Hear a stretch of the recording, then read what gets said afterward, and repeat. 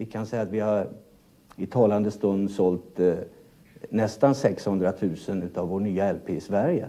Vi har sålt nästan 200 000 i Danmark och vi har sålt 100 000 i Norge. Och jag kan fortsätta uppräkningen om du vill. Vi har sålt 800 000 i Australien, 450 000 i England, 300 000 i Tyskland etc. etc. Nu ska jag alltså se till att vi placerar de pengarna. Och det är klart att det ringer rätt mycket äventyrare och erbjuder sina tjänster. Och meningen är ju det att en gång i framtiden så ska man kunna säga att vi använder de här pengarna förståndigt. De pengar, observera det, som blir över sedan vi har betalt personligen 80% skatt och sedan företaget betalt 56% skatt. Så det är väl i första hand så är det väl konungariket Sverige som tjänar en del pengar tror jag på oss. Kan ni flytta lite längre framför tvn där då? Berget har alltså börjat komma till Mohammed. Men det är inte bara poppratare som numera letar sig fram till kvarteret Sånglärkan där ABBA har sitt världsliga centrum. Det gör också australiensiska naturvårdsverket. Det menar att om ABBA vill hålla Australien rent så hänger hela kontinenten med. För så stora är Benny, Frida, Anna och Björn, som är deras internationella namn, att de ska bli tecknade seriefigurer på film.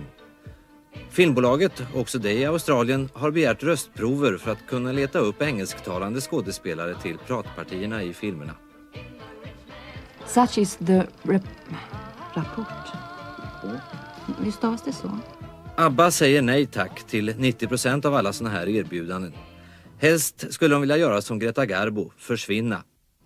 På något sätt är det svårt att sätta sig in i sammanhanget överhuvudtaget. Som du säger att det blir så fruktansvärt stort. Man hänger inte med riktigt på det. Tack vare att man sitter kvar i Sverige naturligtvis. Man lever aldrig just där det här enorma händer. Här i Sverige har vi ju jobbat i så många år. Och här stannar ni också? Ja, visst. Ja. Men nu är det dags för turné, Europa och Australien runt. Till den har man försäkrat rösterna hos Lloyds i London. Och Lloyds har gjort personundersökning för att fastställa premien. 2 stadgade äkta par slipper undan med en 1/4 av vad Rolling Stones måste betala för samma sak. Han har någon pengar till papper och penna. Vi dikterade en text för honom vid ett tillfälle som heter Waterloo. Och vi köpte honom en smoking så fick han följa med till Brighton. Och där vet vi hur det gick. Sen när vi kom hem så gjorde vi honom till direktör.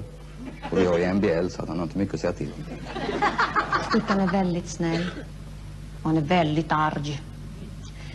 En av hans stora drömmar är att bli lika bra på dragspel som Benny är. Och att få vara med i bröderna Lindqvist. Han är bäst på hambo. Och därför är en annan av hans stora drömmar att få sjunga Tivighetshambo i tv. Stikkan är Sveriges nya Sandrev.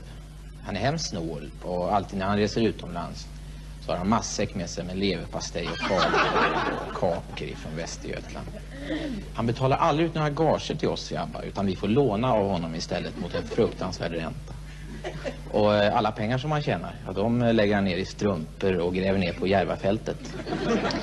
Nu ska jag berätta en annan hemlighet. Stigkan Andersson finns faktiskt inte. Det är bara en signatur. Och bakom den finns en dam som heter Gudrun. Det är hon som har skrivit alla texterna. Och det är också hon som är chef för hela ABBA. När någon frågar efter Stikkan så visar vi upp en liten människa med mustasch. Men det är bara en skylt. För det är kvinnan bakom allt. Det är trevligt. Undoubtedly the man behind ABBA is their manager and friend, Mr. Stig Andersson. Stig, first of all, congratulations on producing such not only a really good group, but a very, very successful one, not only in Australia and in Sweden, but in England, America. They're topping the charts all over the place. When did you first find ABBA? Oh, it's... or discover them, really? Yeah, it's a long story. It's kind of natural, really, because it wasn't a group from the beginning, you know. First I found Björn, and that was back in 64, I think. He was, at that time, a member of a folk singing group called the Hootenanny Singers. And he, in turn, became close friends with Benny, who at that time, in the middle of the 60s, was in the Hep style.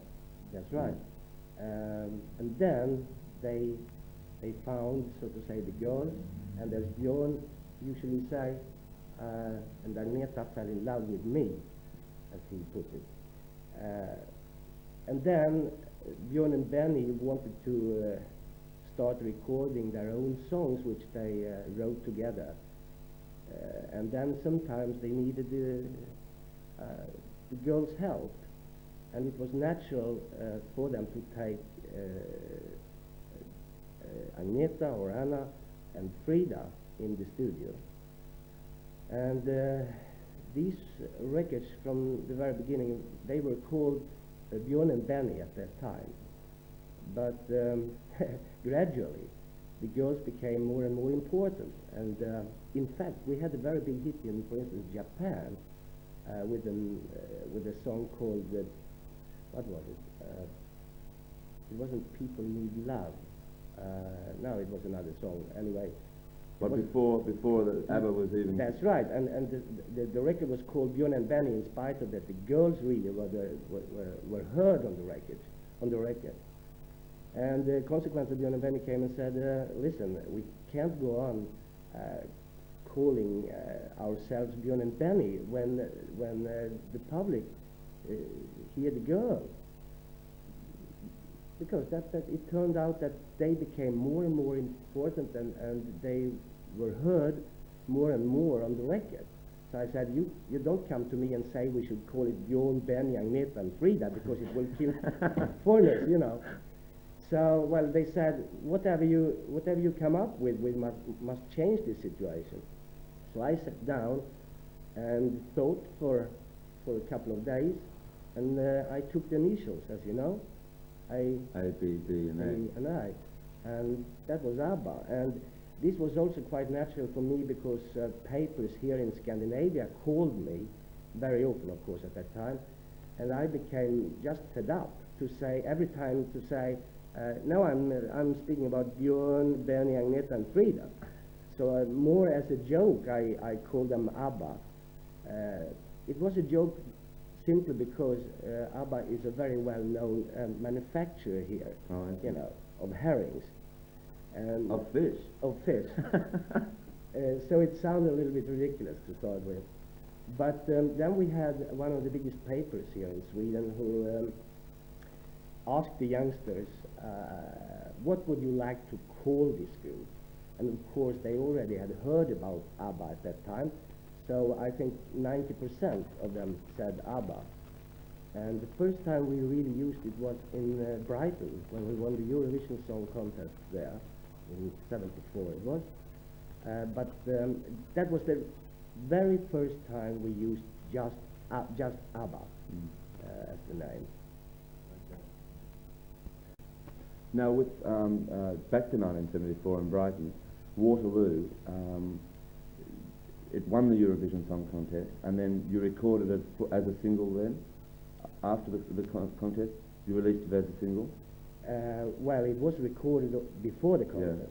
Yeah. And in fact, we had the LP ready, and going back to that, these early days, we had a very big discussion if we should select Waterloo or another song of ours called Hasta Mañana.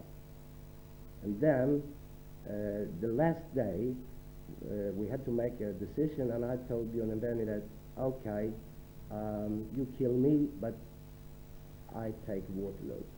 And I think we did right, in spite of course, still Hasta Mañana, I think is a good number as well. Well, that's just been recently a hit, of course. Yes, in fact, it has not been released as a single in any other territory than Australia. I think it was the flip side in Australia, which they just turned now. That's not to say. So then Waterloo, of course, won the song contest. It then became a single. It was a moderate hit in Australia at the end of 1974. Then in 1975, you released I Do, I Do, I Do, I Do. Yeah. And then Mamma Mia became one of the most played tracks around Australia from the album, and subsequently it then was released as a single, and I Do, I Do, I Do even though it had been released 6 months before that, became the follow-up to Mamma Mia. Did you think back here that Mamma Mia was a potential single? It was a potential single, yes, and you can see that because it's track 1 on side 1 on the LP.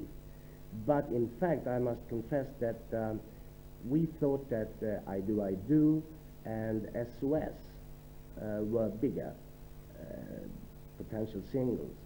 In fact, it was a friend of ours in Melbourne who got the film clip from us. Well, that was me. That was you. And thank you. I think when they asked permission from Australia to release Mamma Mia as a single, I was a little bit reluctant to start with. Partly because I thought they released too many singles in Australia. But then they came back and said we have a very good reaction, and I said okay, go on. And this time we use Australia as a test market, and of course, I mean, it became a very big hit, as you know, all over the world after that. So again, thank you very much. Just going back to the success, of course, you know, the chart success in England, where they've had number ones there, top 10 in America. But a country like Australia, which is so far away from Sweden, did you really ever think, even the beginning of last year, that that ABBA could be that successful in a country like Australia? I mean, no, of course not. I mean, it's hard to say. And if I had come like a year ago, and if I had told people that we will be bigger in Australia than anybody else before, I mean, they had sent me to the hospital, I think.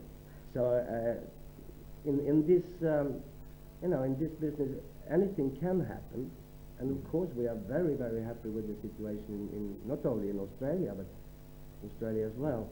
But we never dreamed of that success. I mean, how can you be, so to say, sober and sit and say that a year from now we will be number 1 on the English LP charts at the same time as we are number 1 on the English single charts? Well, on that subject, recording companies are supposed to know and be able to predict and sign up artists. Is it true, we hear it's like a Beatles story all over again, that a couple of record companies actually knocked back accepting ABBA on the Australian market, that you actually went to a couple of recording companies before you decided on RCA. Is that a true story? That is a true story, and not only for Australia, because England is the same thing. But of course, I mean, that was before Waterloo. Yeah. And it's always difficult to predict anything, really. I don't blame anybody. I mean,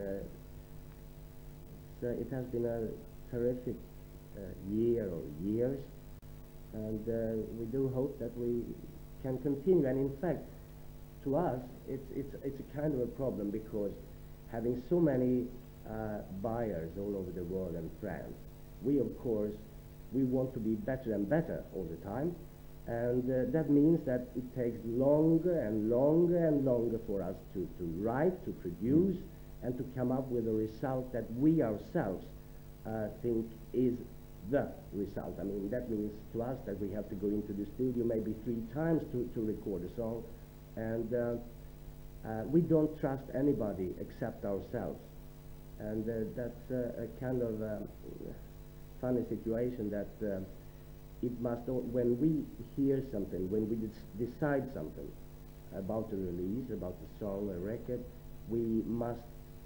it must be, so to say, 3-0, you and Benny and me. Right. Because if any of us has any objection, nothing will happen.